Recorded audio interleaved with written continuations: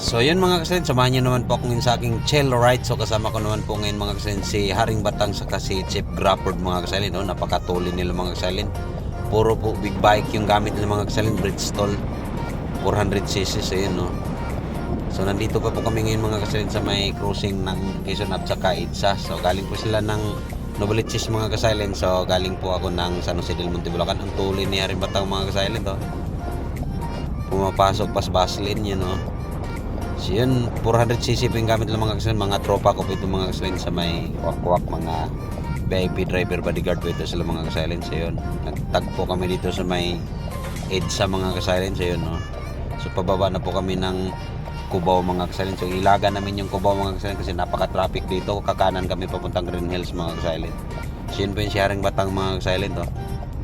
So yan, so sana nagustuhan niyo yung video mga kasalin. Happy watching po, bye bye.